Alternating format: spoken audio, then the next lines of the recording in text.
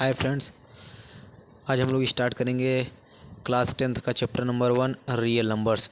उसका हम पार्ट 1 देखेंगे। रियल नंबर को हम दो पार्ट में पढ़ेंगे, पार्ट 1 और पार्ट 2। तो पार्ट 1 में हम एक्सरसाइज 1.1 करेंगे और उसके पहले की जितनी थियरी है उसको आप सबको समझा के एक्सरसाइज 1.1 कराऊंगा, ताकि आपसे सब क्वेश्चन बन जाए और एग्ज़ाम में आप अच्छे नंबर से पास हो जाएँ। सो फ्रेंड, चलिए हम लोग पढ़ते हैं। यहाँ पर हम आप सबको इजी वे में पढ़ाएंगे, एक सरल तरीके से, जिससे आप सबको समझ में आ जाए। ऐसे लैंग्वेज में पढ़ाएंगे। सो फ्रेंड, हम लोग पहले देख लेते हैं रियल नंबर हमारा क्या होता है। रियल नंबर ऐसे सारे नंबर जिन्हें हम नंबर लाइन पे रिप्रेजेंट कर सके, वो हमारे रियल नंबर होते हैं। जैसे माइनस इन्फिनाइट से लेकर इन्फिनाइट तक के बीच में जितने भी नंबर आते हैं सब हमारे रियल नंबर हैं। अब चलिए रियल नंबर के पार्ट देखते हैं। रियल नंबर में दो पार्ट होते हैं, रियल नंबर में कई नंबर्स आते हैं। जैसे कि पहला हो गया नेचुरल नंबर। नेचुरल नंबर जो हमारा काउंटिंग नंबर होता है, बचपन से हम सब पढ़ते आते हैं 1 2 3 4 5 6 से लेकर इन्फिनाइट तक जो है, ये सब हमारे नेचुरल नंबर, इसे हम काउंटिंग नंबर भी कह सकते हैं। फिर सेकेंड हमारा होल नंबर है। होल नंबर जो होता है कुछ नहीं, बस नेचुरल नंबर के पहले आप एक जीरो लगा दें। वही काउंटिंग नंबर अगर हम जीरो से स्टार्ट करते हैं तो हमारा होल नंबर हो गया। फिर हमारा आगे रेशनल नंबर। रेशनल नंबर को हम p/q के फॉर्म में, ऐसे नंबर जिससे हम p/q के फॉर्म में लिख सकते हैं और q is not equal to zero, मतलब ऐसा नंबर हम एक कोई ले लेते हैं जिससे हम p/q के फॉर्म में लिख सकते हैं, मतलब फ्रैक्शन में लिख सकते हैं सिंपली। और जो उसका डिनोमिनेटर q होगा वो जीरो के बराबर ना होगा, उसे हम रेशनल नंबर कहते हैं।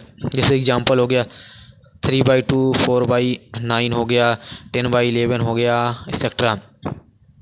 और फिर उसके आगे आगे इर्रेशनल नंबर। इस इर्रेशनल नंबर जो होता है उसके हम p/q के फॉर्म में नहीं लिख सकते हैं।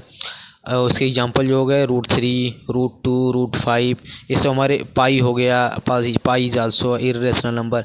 ये सब हमारे इर्रेशनल नंबर के एग्जांपल हो गए। और फ्रेंड, इसके आगे हम एक और टर्म देखते हैं, इंटीजर्स हमारे क्या होते हैं।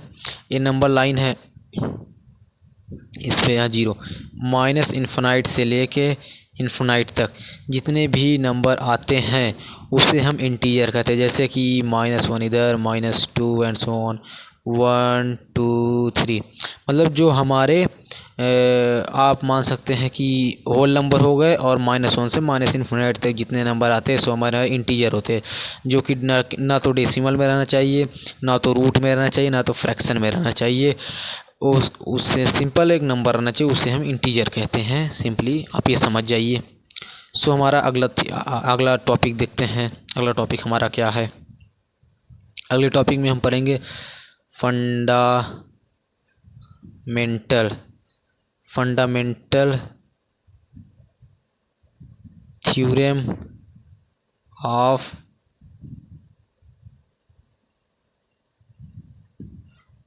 अर्थमेटिक। तो इसमें हम पढ़ेंगे फंडामेंटल थ्योरम ऑफ अर्थमेटिक। इसमें हम देखते हैं सिंपली ये कुछ नहीं है फ्रेंड्स, इसमें हमारा ये बताता है कि कोई भी कंपोजिट नंबर हो उससे हम उसको हम तोड़ के उसके प्राइम फैक्टराइजेशन के फॉर्म में लिख सकते हैं, और वो नंबर उसमें जितने उसके प्राइम फैक्टराइजेशन रहेंगे, जितने बार वो उसको हम उसके पावर में चढ़ा सकते हैं एक किसी पार्टिकुलर बेस के। सो मान लीजिए हमारा, इसको आप एग्जांपल समझिए तो आपको समझ आ जाएगा। मान लीजिए हमारा एक नंबर है 20, जो कि हमारा कंपोजिट नंबर है। कंपोजिट नंबर 20 हमारा कंपोजिट नंबर है।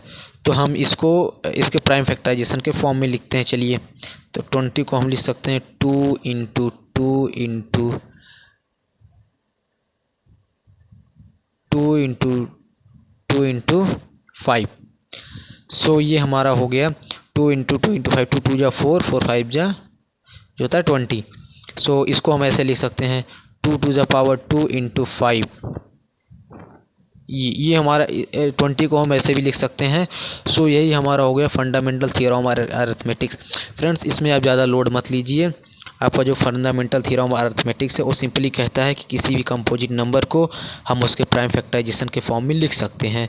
और लिखने के बाद मान लीजिए कोई नंबर जितने टाइम है उतने टाइम हम उस पर पावर चढ़ा देंगे।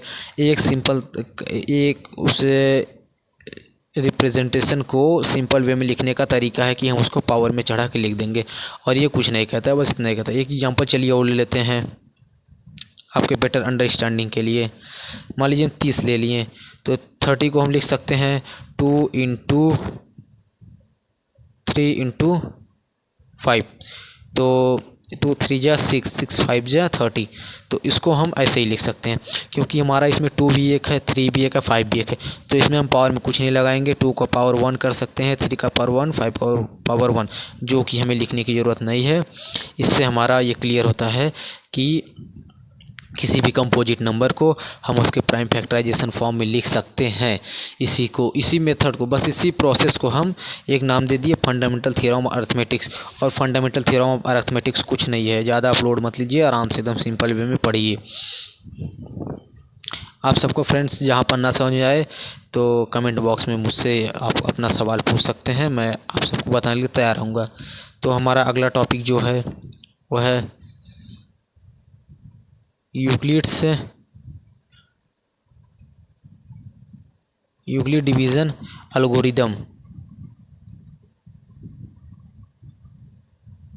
ये जो हमारा अगला टॉपिक है यूक्लिड डिवीज़न एल्गोरिदम, ये हमारा क्या कहता है कि मान लीजिए हमें किसी नंबर का HCF निकालना है। मतलब यूक्लिड डिवीज़न एल्गोरिदम जो होता है, इसके मदद से हम किसी भी नंबर का HCF निकाल सकते हैं। HCF फाइंड करने के लिए हम इसका यूज़ करते हैं। सो यूक्लिड डिवीज़न एल्गोरिदम एक टाइप का है। यूक्लिड डिवीज़न लेम्मा आप जानते होंगे। सो मान लीजिए हम वी कंसीडर,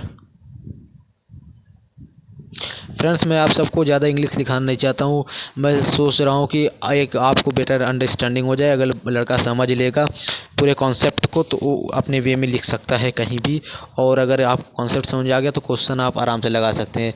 सो हम आप सबको थ्योरी बहुत कम पढ़ाएंगे, मतलब आपके बेसिक सब बता देंगे, लिखाएंगे कम, आपको बताएंगे पूरा एक टॉपिक और एक पॉइंट कुछ नहीं छोड़ेंगे, बताएंगे पूरा, बस थोड़ा आपको सिंपल वे में बताएंगे ताकि आप कंफ्यूज ना हो ज़्यादा लिखने की वजह से। सो यहाँ पर आप बताते हैं आपको यूक्लिड डिवीज़न एल्गोरिदम है क्या। वी कंसीडर, हम मान लेते वी कंसीडर टू नंबर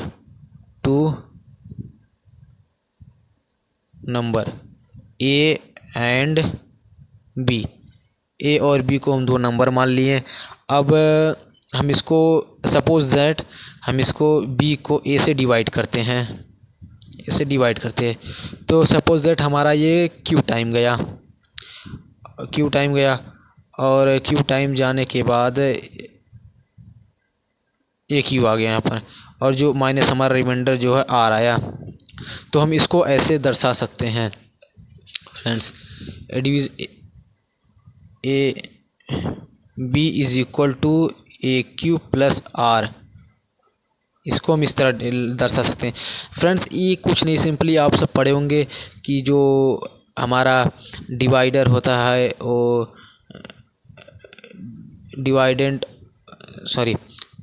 जो हमारा जो जिस नंबर से हम भाग करते हैं, जिसमें करते हैं, और जितना हमारा कोसेंट आता है, quotient into divisor plus remainder is equal to dividend, यही होता है हमारा रूल। तो इसी को सिंपल वे में हम समझा रहे हैं, B is equal to A into Q plus R, यही हमारा। और यहाँ पर एक कंडीशन जो है कि जो हमारा आर है वो 0 से बड़ा या 0 हो सकता है, बट जो हमारा ए से छोटा होगा, सॉरी आर यहाँ पर रहेगा और ए से छोटा होगा। ए आप स्टार मार्क कर लीजिए, ए नेसेसरी कंडीशन रहना चाहिए कि जो हमारा आर होता है 0 या 0 से बड़ा होगा और ए से छोटा। अब आप लोग सोच रहे हो कि ए से छोटा क्यों होगा, अगर ये के बराबर भी होगा तो एक बार हमारा यहाँ पर और डिवाइड जाएगा और यहाँ पर रिमाइंडर कट के 0 आ जाएगा, या फिर ए से बड़ा आर रहेगा तो फिर उसके बाद फिर से एक बार और यहाँ पर हम भाग कर सकते हैं। सो हमारा आर जो है ए से जब तक छोटा ना हो जाए तब तक इस भाग को हम करते रहेंगे, और यहीं पर हमारा यूक्लिड डिवीज़न एल्गोरिदम ख़त्म हो गया। सो फ्रेंड आप यूक्लिड डिवीज़न एल्गोरिदम में ज़्यादा लोड मत लीजिए, बस हमें इतना करना है कि हमारे पास 2 नंबर है ए एंड बी। मान लीजिए हम बी को ए से हम डिवाइड करते हैं, तो हमारा कोसेंट क्यू आता है, रिमाइंडर आर आता है। तो रिमाइंडर आर आ गया, तो इसको हम इस तरीके से लिख सकते हैं, B is equal to A Q plus R. ये एक लिखने का रिप्रेजेंट करने का तरीका हो गया। और यहाँ पर जो आर है वो जीरो या जीरो से बड़ा हो सकता है और ए से छोटा हो सकता है। बस इतना हमारा, आप समझ जाइए। जो आपको समझ ना आए आप कमेंट बॉक्स में हमसे पूछ सकते हैं, मैं आप सबको आंसर बताने के लिए तैयार हूँ हमेशा। आप सबका डाउट सॉल्व किया जाएगा। और या फिर आप सब कमेंट डाउट अपना पूछिए, अगले लेक्चर में मैं उन सब डाउट को उठा के आप सबके लिए पास लाऊंगा आप सबको बताने के लिए। सो फ्रेंड्स, यहाँ पर एक पॉइंट तो नहीं कर सकते हैं, बट एक आप सबको जानने के लिए नेसेसरी है एक कंडीशन। मान लीजिए हमारा 2 नंबर है, we consider 2 number,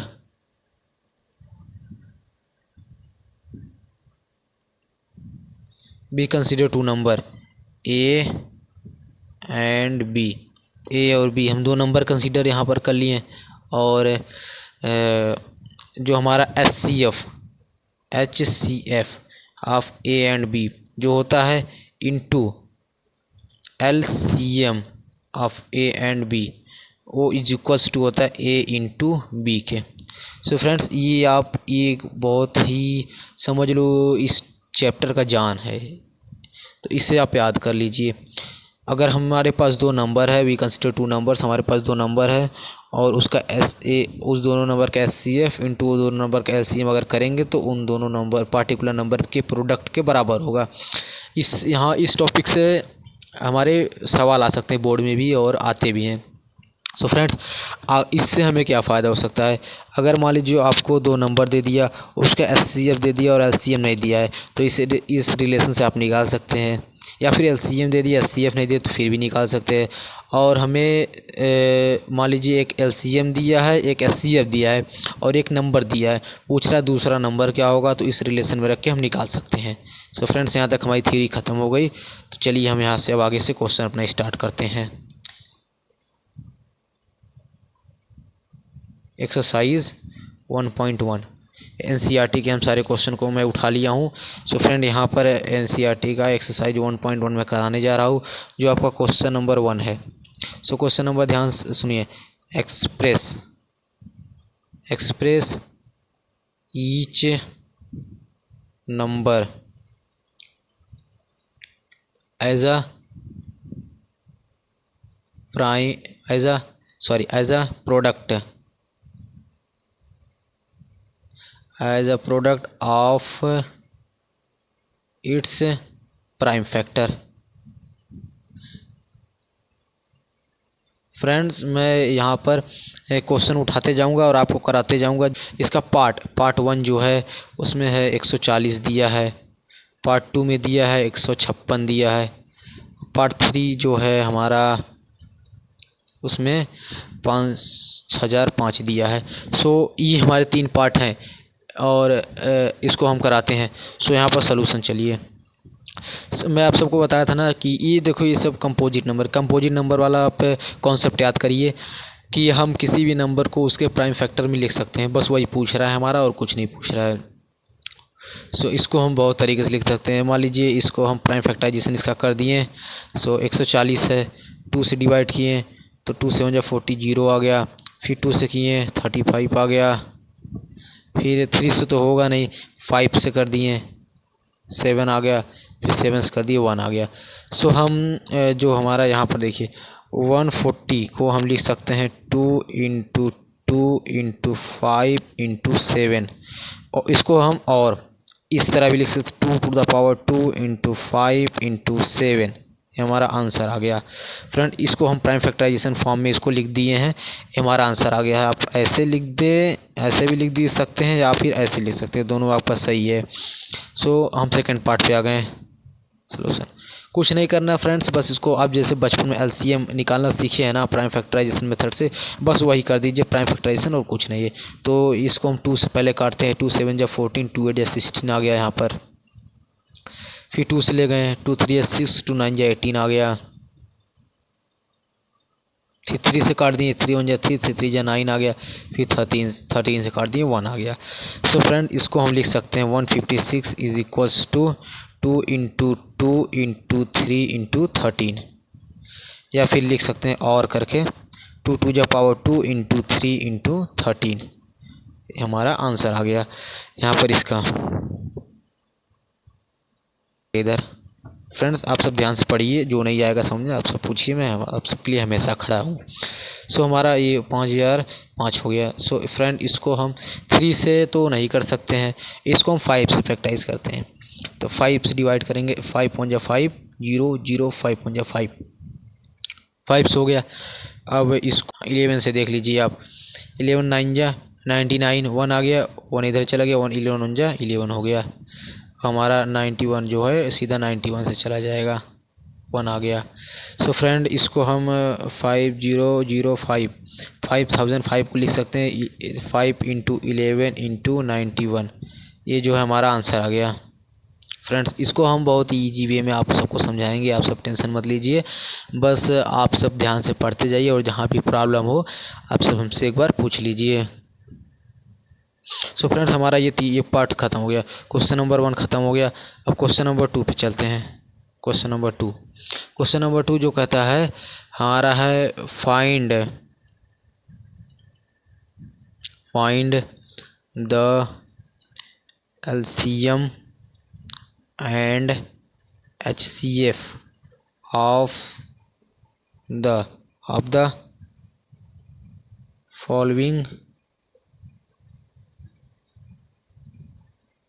pairs of integer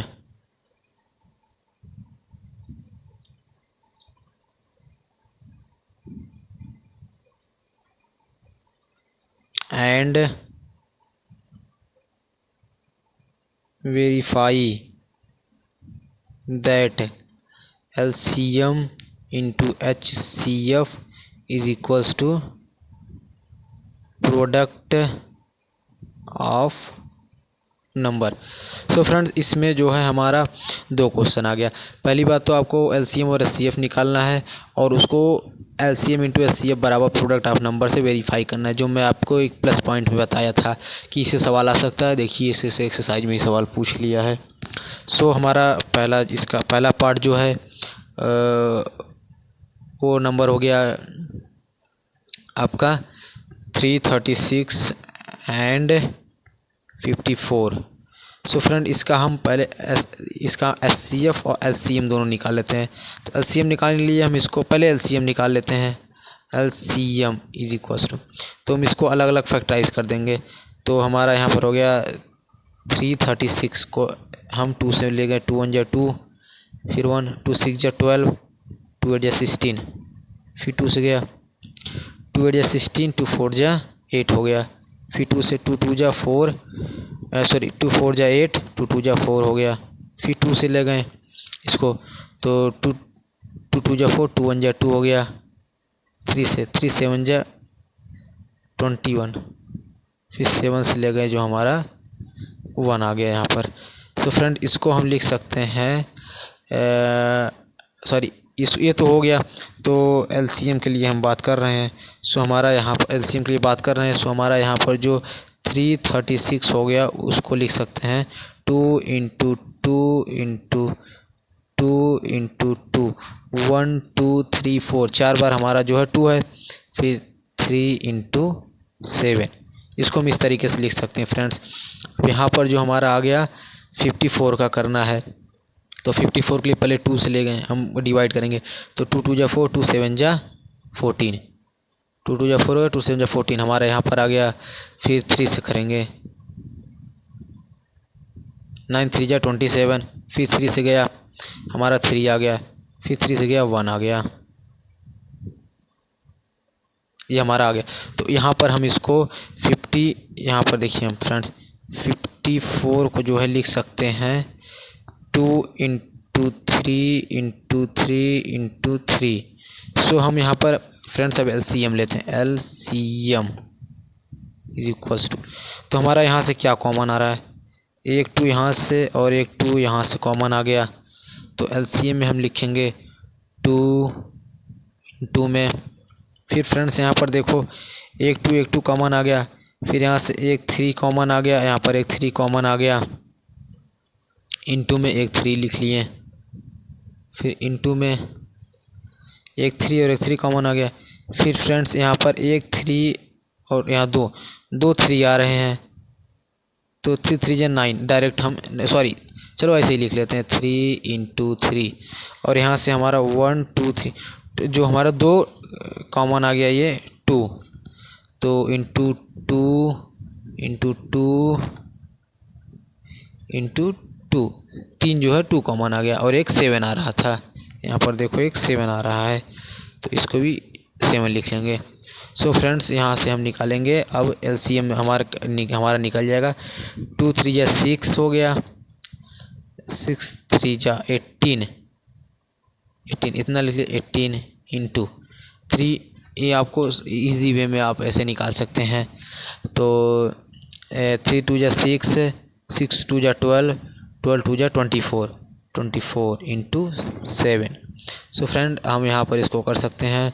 सो हमारा फ्रेंड्स एलसीएम जो है 3024 इतना आ गया, ये हमारा एलसीएम आ गया। सो फ्रेंड अब हम एचसीएफ निकालते हैं। तो एचसीएफ में हमें कुछ नहीं करना है, एचसीएफ के लिए हाईएस्ट कॉमन फैक्टर बस निकालना होता है। जो हमारा कॉमन आ रहा है बस वही लिखेंगे और बाकी सब छोड़ देंगे। तो हमारे यहाँ से एक 2 कॉमन आ गया, एक 3 कॉमन आ गया, बस इतना ही लिखेंगे और उसके आगे कुछ नहीं लिखेंगे, उसके आगे कुछ कॉमन आ भी नहीं रहा है। सो फ्रेंड्स 2 इंटू 3 जो हमारा एचसीएफ है वो 6 हो गया, एचसीएफ हमारा 6 हो गया। अब इसको हमें बोले हैं वेरीफाई करने के लिए। So friend LCM into HCF is equals to जो हमारा है 336 इंटू 54 होना चाहिए। तो फ्रेंड्स एलसीएम जो हमारा आ गया 3024 into 6 is equals to 336 into 54। Friends ये आप कर लीजिए, अगर आपको प्रॉब्लम हो तो बताइए। बस इसमें कैलकुलेशन रह गया और इसमें दम नहीं रह गया कुछ। अगर मैं इसको भी कराने पे आ गया तो हमारा वीडियो बहुत लंबा हो जाएगा, जो कि आप लोग उसको बोरिंग समझ लेंगे। सो फ्रेंड इसको आप कर लीजिए कैलकुलेशन, और आपको जो प्रॉब्लम इसमें आए अगर कोई भी दिक्कत हो तो कमेंट में हमसे पूछिए, अगले लेक्चर में हम इसको सुधार कर लेंगे, मतलब आपके डाउट को क्लियर कर देंगे। क्वेश्चन नंबर 3 में फ्रेंड्स फाइंड द जो हमारा एलसीएम और HCF, find the LCM and HCF of the following integers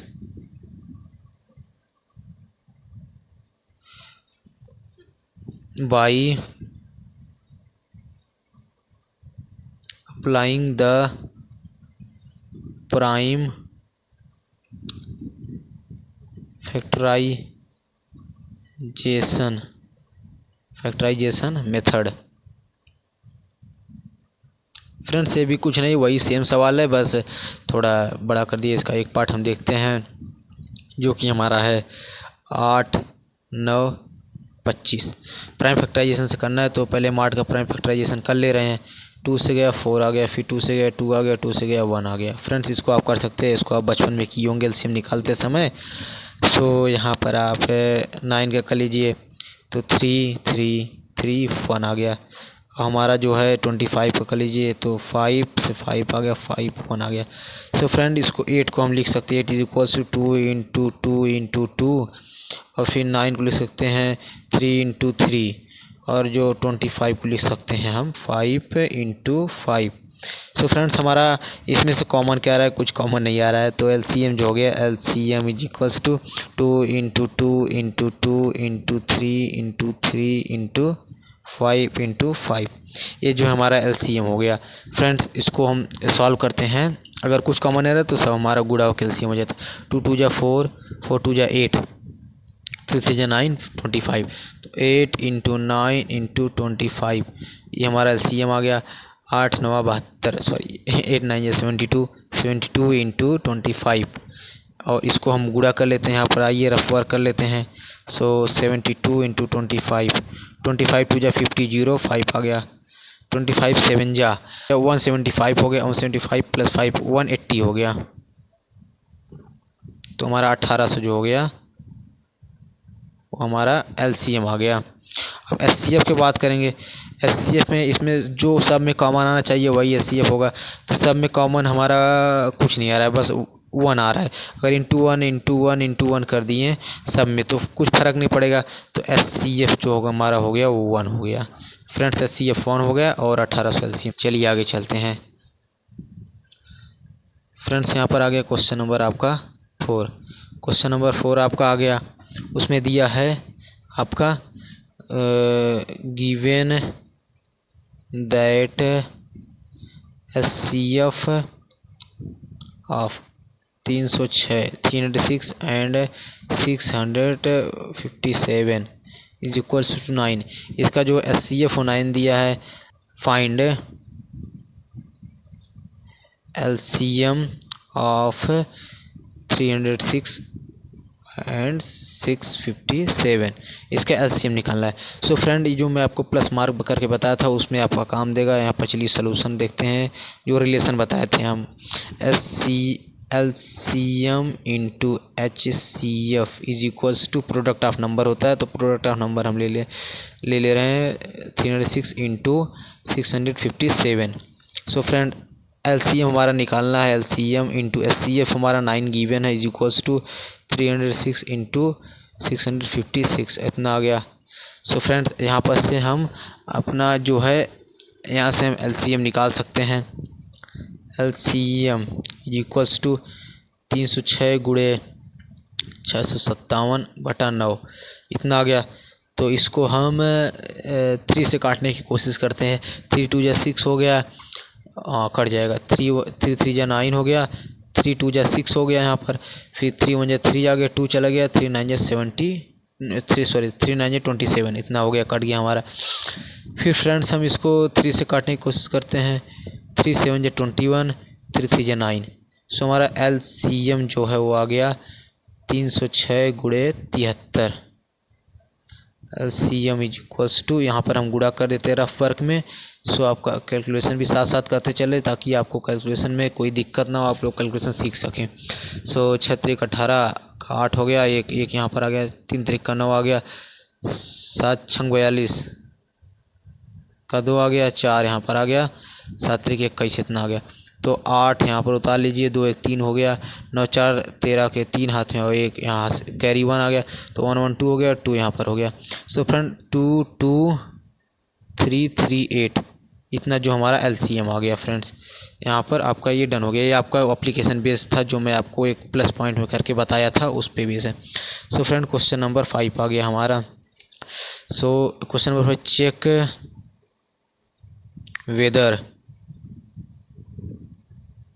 whether 6 power n can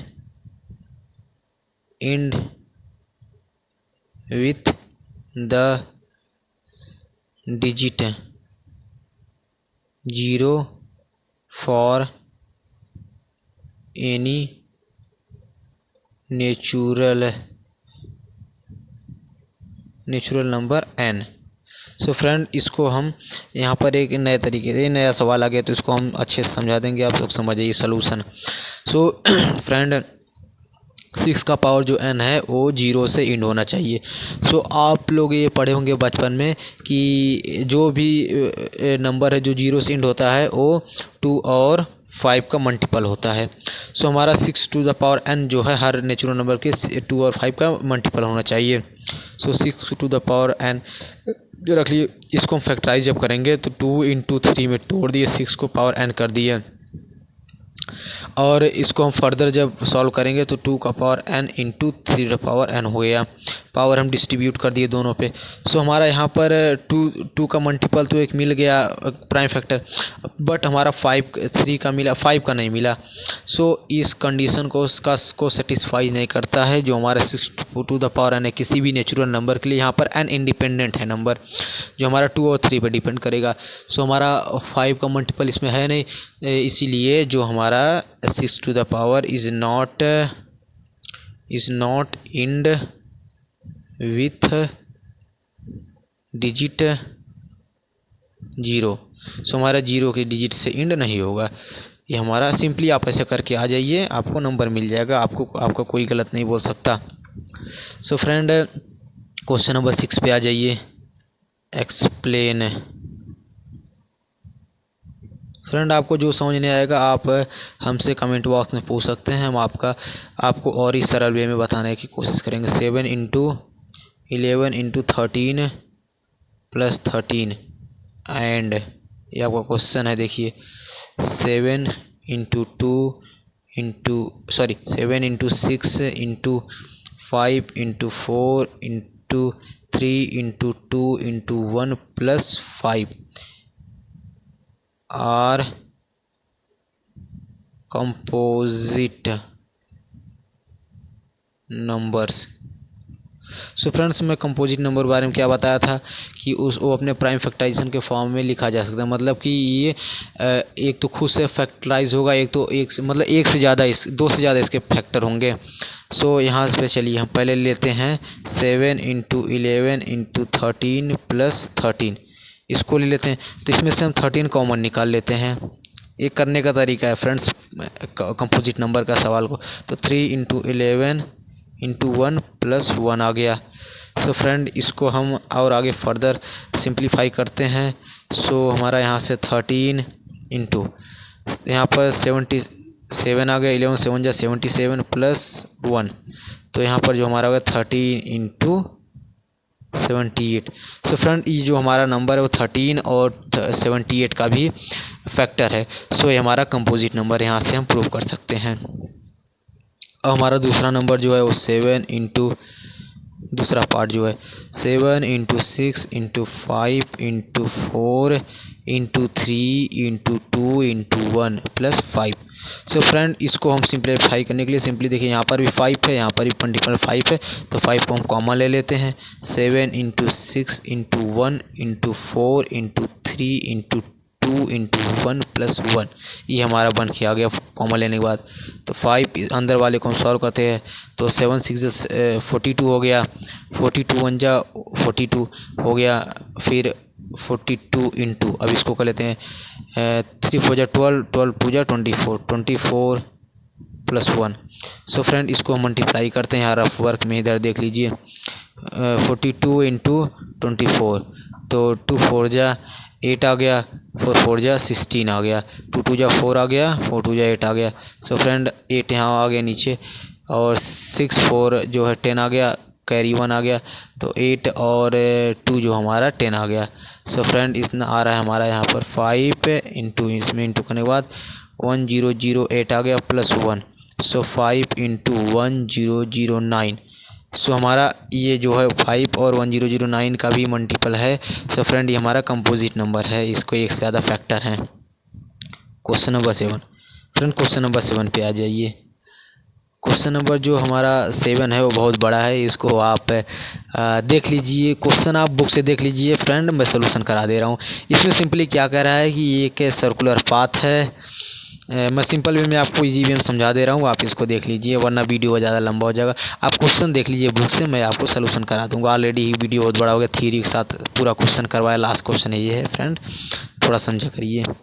तो एक सर्कुलर पाथ है हमारा, उसके अराउंड स्पॉट पाथ है, उसके अराउंड जो हमारी सोनिया दौड़ रही है, स्टार्टिंग पाथ स्टार्ट है, यहाँ से हमारी सोनिया स्टार्ट करती है। एक राउंड लगाने में जो सोनिया जो है वो 18 मिनट लेती हैं, 18 मिनट ले लेती हैं सोनिया, और इसी पाथ को जो है ये सोनिया का है।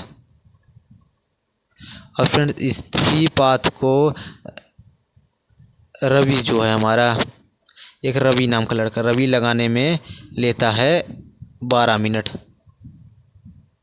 रवि जो है 12 मिनट लगाता है। सो फ्रेंड इसको, और वो एक सेम समय पे दौड़ना स्टार्ट करते हैं और सेम जगह से स्टार्ट करते हैं। तो हमें इसमें क्वेश्चन में ये बताना था तो आगे चल के कितने समय में ये आपस में मिल जाएंगे।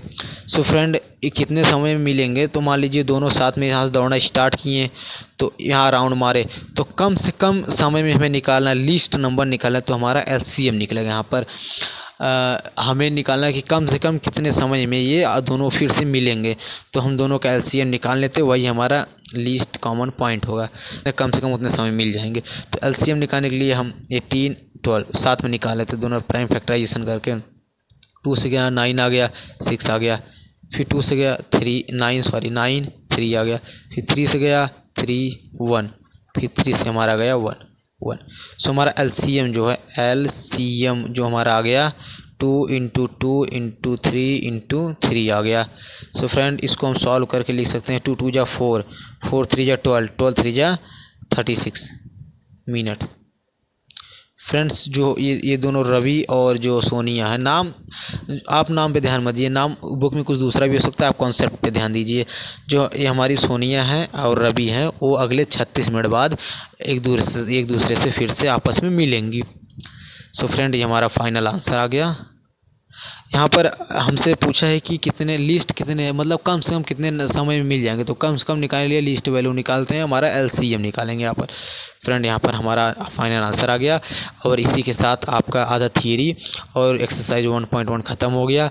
अब बस थोड़ी सी थियरी बच रही है और हमारा एक्सरसाइज 1.2 बच रहा है, उसके बाद हमारा पूरा चैप्टर ये समाप्त हो जाएगा। वो अगला वीडियो पार्ट 2 हम बना के इसी के साथ अटैच कर देंगे, आप उसको देख लीजिए, अच्छे से समझ जाइए। आपको इस लेक्चर में जो डाउट है आप हमसे पूछ सकते हैं कमेंट बॉक्स में। अगले वीडियो में अगले लेक्चर में आपके डाउट को लेके आऊँगा, बता दूँगा और मैं कोशिश करूँगा कि आपको कमेंट बॉक्स में ही आपका डाउट क्लियर कर दूँ। सो फ्रेंड ऐसे ही मैथ और ऐसे ही हम अब साइंस का भी लेक्चर लेंगे और मतलब साइंस में फिजिक्स केमिस्ट्री बायोलॉजी अलग अलग पार्टिकुलर अलग सब्जेक्ट का लेंगे और मैथ का लेंगे। अगर आप चाहते हैं साइंस में और मैथ में आप अच्छे तरीके से इजी वे में कॉन्सेप्ट सीखना चाहते हैं तो हमारे चैनल को सब्सक्राइब कर लीजिए और लाइक करिए। और आपके जो फ्रेंड्स हैं जिन्हें पढ़ने में थोड़ा प्रॉब्लम होता है, आप सर इजी वे में नहीं समझ पाते हैं, मैं उन्हें देसी तरीके में एकदम सरल वे में समझाऊँगा जिससे आपको एकदम पूरा कॉन्सेप्ट किस तरह क्लियर हो जाएगा। सो हमारा चैनल है न्यू एरा टॉपर्स, ये हमारा चैनल है, इसको सब्सक्राइब करिए, लाइक करिए और अपने फ्रेंड्स के साथ क्लास 10th के जो आप सबके फ्रेंड्स होंगे उनके साथ शेयर करिए। बस कुछ दिनों में आपकी साइंस की सीरीज चालू हो जाएगी जिसमें फिजिक्स केमिस्ट्री बायोलॉजी अलग अलग पार्ट करके पढ़ाएंगे जिससे आपको समझने में ईजी होगा। और ये मैथ हमारा कंटिन्यू अब यहाँ से स्टार्ट हो गया, अब चलता रहेगा। सो फ्रेंड्स थैंक यू, अच्छे से पढ़ते रहिए, धन्यवाद। आप सब अच्छे से पढ़िए, जो डाउट हो आप हमसे पूछ सकते हैं, हम आपको बताने के तैयार है। धन्यवाद फ्रेंड्स।